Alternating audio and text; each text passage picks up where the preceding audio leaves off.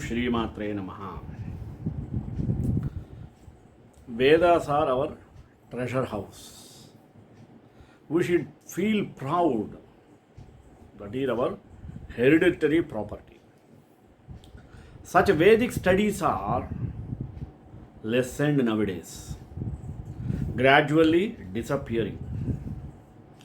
In olden days, every Brahmin learnt Vedas primarily, then only other teachings. Vedas are made an important one to the Brahmin sector.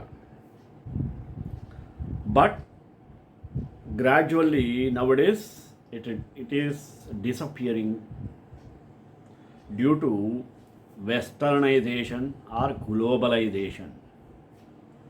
Therefore, we are depending on others, mean Westerners, where in our traditional things, to understand our Vedic studies, we are lack of knowledge due to neglecting the treasure house of Vedas.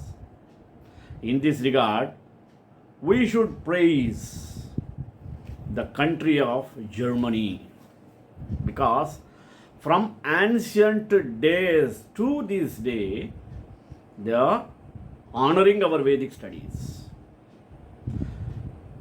Nowadays, we cannot see Sanskrit is a main language in any part of India.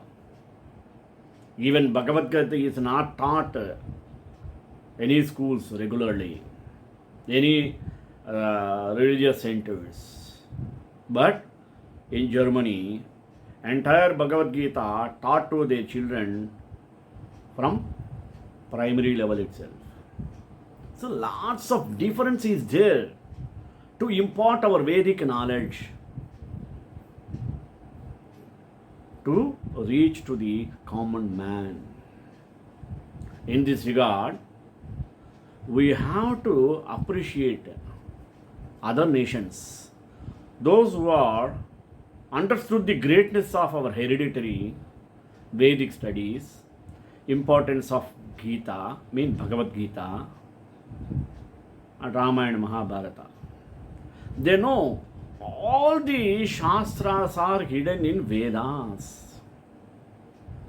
Therefore, they drag the essence of all Shastras from Vedic studies. We have to wonder how they are extracting, They are taking our own scholars, our Indian scholars to Germany, utilizing our services and extracting the knowledge from Vedas and using for their welfare. See how pathetic. That means we people do not know the worth and value of our Vedic studies and literature. We should feel sorry to neglect such a treasure. How is it? It is given by the great sages. In this regard, we are really sympathetic. Even in olden days, a German philosopher, Max Muller, took Vedas and translated into Germany language. However, he is also called in Sanskrit Moksha Mullara Bhattaha.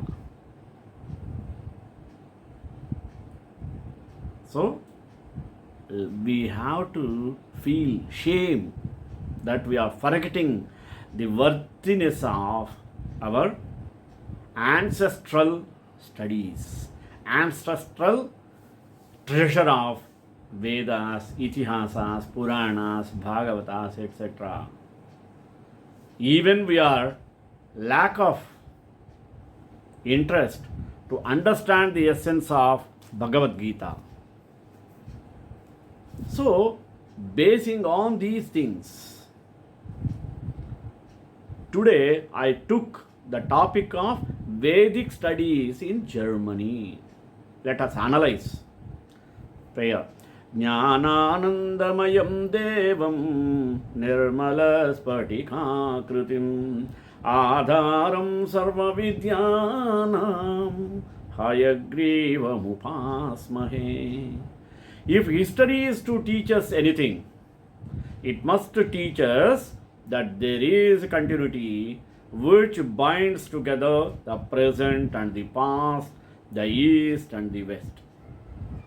The above statement of Max Muller, which was made in the last essay of his famous book, India, What Can It Teach Us?, is no less topical now than it was then. This appeal to the mankind for the strong intellectual ties uniting the known and the unknown is so old as the Vedas. It is really a matter of immense gratification that eternal and universal message of Vedic lore has been a source of sincere academic pursuit for the German scholar for more than past 200 years or so. The present paper is just a modest tribute to the zeal and commitment of German Indologists for their pioneering and untiring efforts towards bringing to light the ancient treasures of Indian wisdom. Their erudition, both philologic as well as philosophic, as also their contribution to Sanskrit language, literature, and culture, is simply unimaginable and immeasurable. It is therefore virtually impossible to give an exhaustive and true account of the enormous amount of service rendered by German scholars in the field of Vedic studies. However, an effort is being made here to represent a sketchy and selective outline of some of the most significant achievements in the field of Vedic studies. However, an effort is being made here to represent a sketchy and selective outline of some of the most significant achievements in this regard, compiled by various sources mentioned in the bibliography at the end of this topic.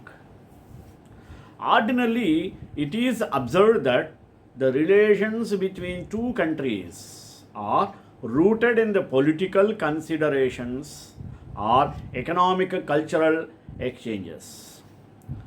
But it is remarkable in case of Indo-German relations that they have developed the other way around. It was due to the keen interest in the last centuries that the mutual exchanges between the two great countries began. The Germans had no share in the material profits which the colonial powers received from their Indian possessions, but the very fact enabled them to direct their attention to the spiritual treasures of India. The same is succinctly stated by a German poet, Heinrich Heine, in his letter addressed to August Wilhelm Segel as follows. As to the study of Sanskrit itself, time alone will tell how useful it may be. Year after year, Portuguese, Dutchmen, and Englishmen have been dragging home the treasure of India in their big ships. We Germans have been more onlookers, yet the spiritual treasures of India shall not escape us.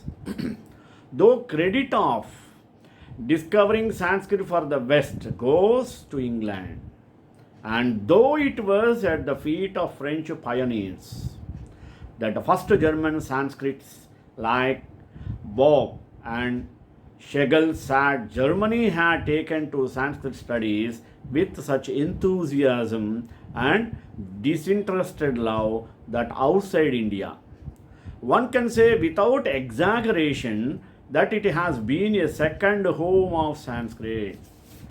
Before the war, there were 14 full chairs for Sanskrit at German universities, which is something that could not be said of even India. Even after the war, there are no less than 10 full professorships and some more Sanskrit departments of the second or third order. Max Muller had captured the imagination of India, and Bohn had played a German contribution to Sanskrit would be to write the history of Sanskrit studies in modern times. The traditions of Vedic studies in Germany, Indological, dating back to the beginning of the 9th century when Colebrooke's essay was first written. Although he was of the opinion that the Veda need not be translated, as it was hardly worth reading, it is also true that the earliest Western Sanskrits were more interested in the study of Sanskrit language and had rather neglected Vedic literature. However, it must be admitted that the Veda, and more particularly the oldest and from many points of view the most important of Vedic texts, the Rigveda, had remained outside the sphere of the pioneer generations of Western Indologists. Its existence was dimly known, but it was yet inaccessible.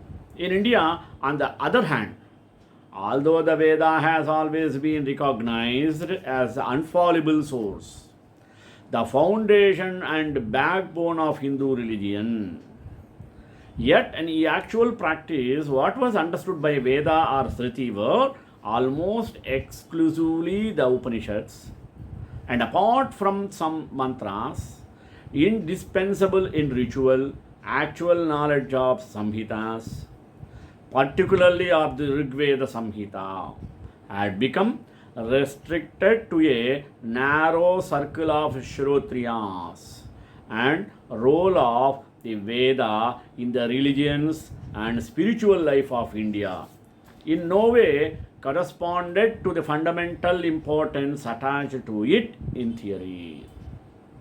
But once the area of Vedic studies picked up, the scholars in the West recognized the inherent worth of Vedic knowledge and started producing several fundamental works. German scholar Dr. Rosen must be credited for the first ever publication of a part of Rigveda Samhita. This edition was reprinted by the J.R. Corporation, New York and London in 1968. Rosen studied Sanskrit at Berlin with Bob and wrote his thesis in 1826 on specimen of the chief Sanskrit roots. It was followed a year which is later by a book Sanskrit Roots, which is based on root classifications of Sanskrit grammarians. In the year 1827, Rosen went to Paris and in the same year was invited to fill the chair of Oriental languages at the University College of London. It was there that he got to study the rich treasures of Sanskrit manuscripts. Rosen never lost sight of his plan to produce something monumental in Sanskrit scholarship. He therefore devoted his spare time preparing the text edition and Latin translation of Rigveda. He thought the character and genius of Indian language and literature could only be understood by teaching or by tracing them back to the earliest periods to which the Vedas belong, and conceived the plan to edit and translate the Rigveda. In 1830, he issued his Rigveda specimen, in which he published 7 hymns. He made use of the 2 Rigveda manuscripts, and he had Sayana's commentary, Bhashya, at his proposal. He found Panini's grammar and Yaska's etymology useful for the explanation of difficult words. He meant to write a preface on the life and religion of early Vedic period, but could not do so due to his early death, 1837. Max Muller's widely known and great contribution to Vedic studies provided the necessary textual basis for further researchers, while Roth's work, though less spectacular in account or in amount, was no less important. Near 1846, 3 years before the first volume of Max Muller's edition appeared in the press, Roth had published an important book entitled On the Literature and History of Veda. This book contained 3 treatises, namely on the hymns of Veda, on the oldest Veda grammar or the Pratishakya Sutras, and the third one on historical events in the Rigveda. See? Vasishta's fight with Vishwamitra.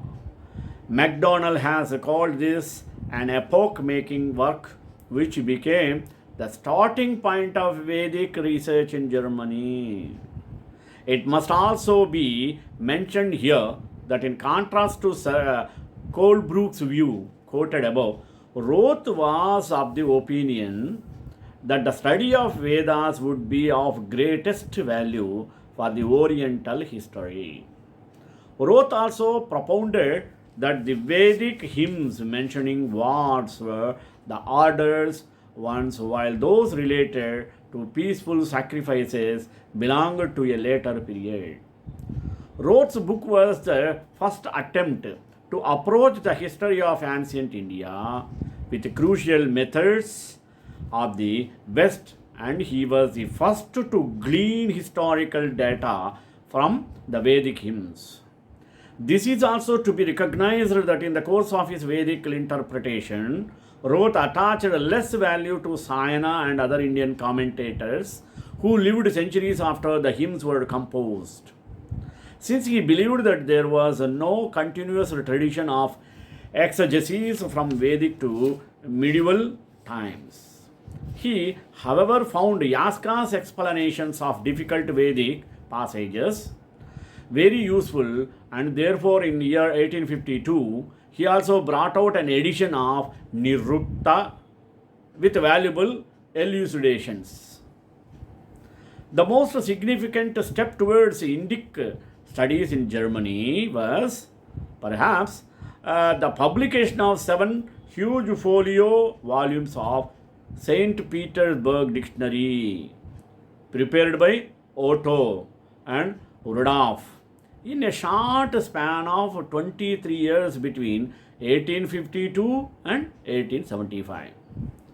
The first volume appeared in the year 1855, the 7th in 1875. That means below 20 years.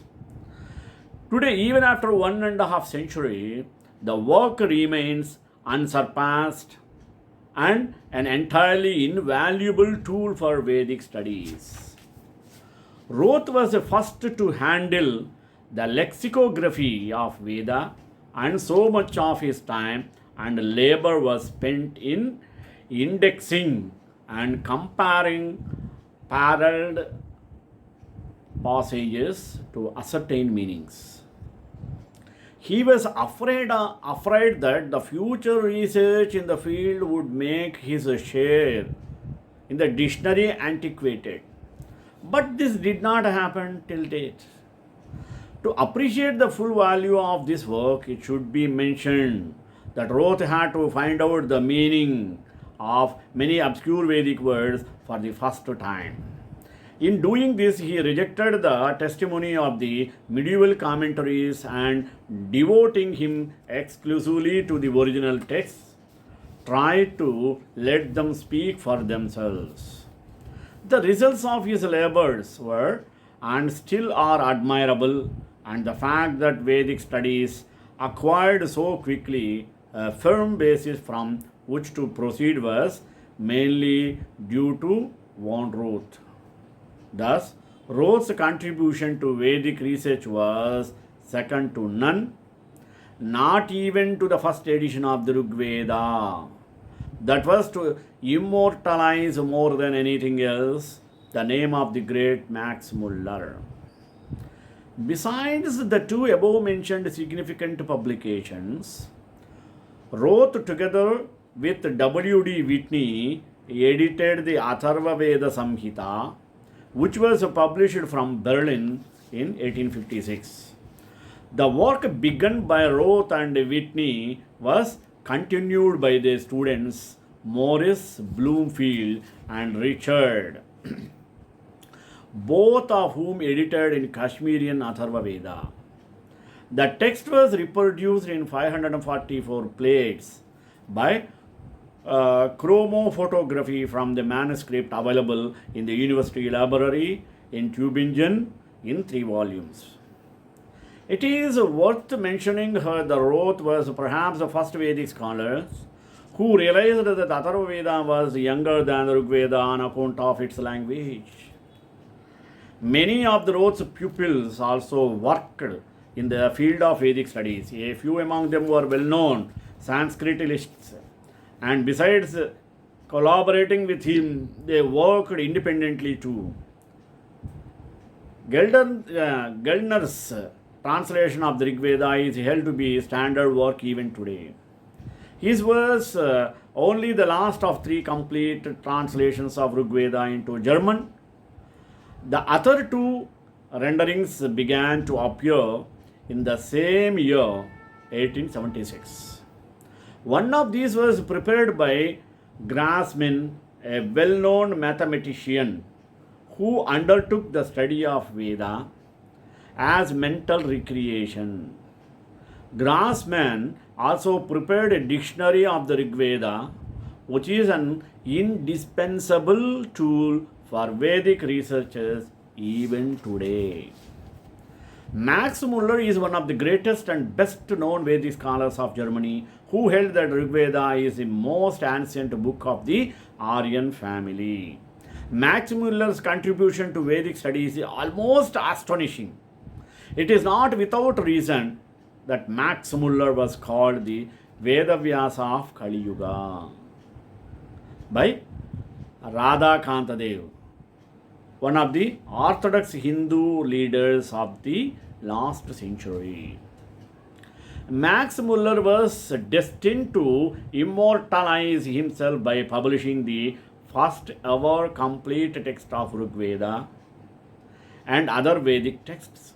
He was just 23 years old, and when he went to Paris and attended Burnough's classes on Rigveda, a new world was opened to me, Max Muller later wrote in his autobiography. After that, he decided to prepare and publish the complete edition of Rigveda, accompanied with the commentary of Sayana. But the greatest difficulty before him was to raise the enormous amount of money required for printing of this voluminous text. In 1846, Max Muller went to London, where the East Indian Company agreed to bear the expenses of this ambitious project. This printed Rigveda caused a tremendous sensation in India, since the first ever publication of Rigveda was literary scientific event. Some Orthodox circles tried to ban it, pretending that a Mlecha had written it, put the sacred text for the first time in print and tried to interpret them. But its undeniable superiority over all subjects got established in a short while, and after the publication of the 6th volume, Max Muller's work as well as his contribution as editor were acclaimed. In India itself, he won support from an unexpected quarter. A circle of Brahmins around Adi Shankara, better known by his monks named Dayananda Saraswati, and his followers founded a reformed community which they called Arya Samaj or Community of the Lofty Minded. This Rigveda caused a tremendous sensation in India since the first ever publication of Rigveda was a literary scientific event. Some orthodox circles tried to ban it. Max Muller's work as well as his contribution as an editor were acclaimed. A circle of Brahmins around Adi Shankara, better known by his monks, framed a kind of support to him. Thus, he brought a sixth volume.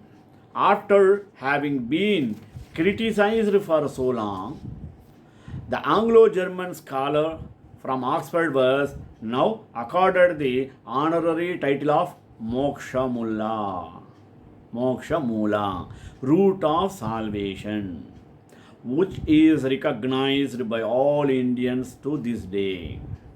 And Max Muller truly was a root which nurtured this new community founded for the purpose of purifying and reviving the religion. Dayanand and Max Muller correctly, he asked for return to the plain and simple word. Max Muller's Rigveda edition was published at a time when in India, under the impact of Western influences, the movement of Hindu revivalism was just beginning, and this made the significance of what he had done immensely greater. He, as it were, helped to give that moment a more solid basis and to furnish it with an effective weapon. On the other hand, it should also not be forgotten that Max Muller's contribution to Vedic studies would not have been recognized in the traditional circle of India had social reformers and enlightened citizens of India like Dayananda not accepted and appreciated the same in unequivocal terms. Thus, just glancing through the details of Max Muller's writings, the mind indeed bags at the capacity for the work of a man who was so truly dedicated to his advocation that no words can pay a befitting tribute to his vast and everlasting contribution to Indology in general and Vedic studies in particular. Still, the following words of an Indian scholar are worth quoting. Of all contacts with the West, the most fruitful for India was the contacts with the German Orientalists in the last century. India benefited a good deal by this. A new outlook on life sprang up in the place of old one, which had become fossilized for centuries. It was just like a cool, refreshing breeze blowing in a stuffy room.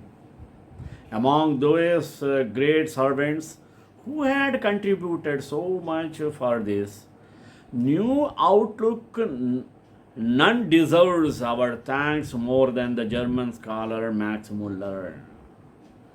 German scholars have also worked on other Vedas. Of them, Samaveda was the first to be completely edited and translated in German. Leopold von Schroeder first prepared the edition of Krishna Yajurveda Maitrayaniya Samhita in 2 volumes, and then of the Kataka Samhita in 4 volumes.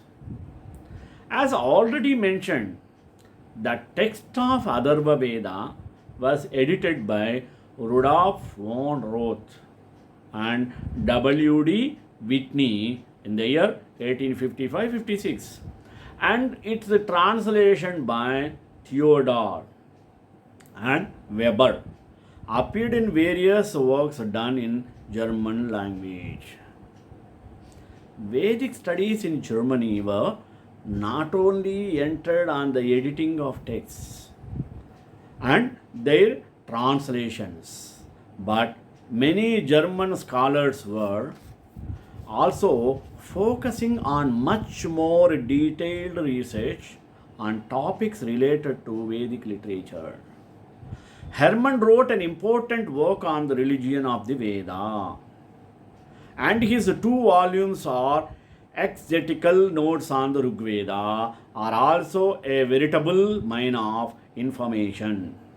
Besides this, Alfred Hilbrand published his challenging Vedic mythology in two volumes, and Jimmer wrote his life in ancient India, where he has discussed the social and cultural aspects of everyday life in Vedic India.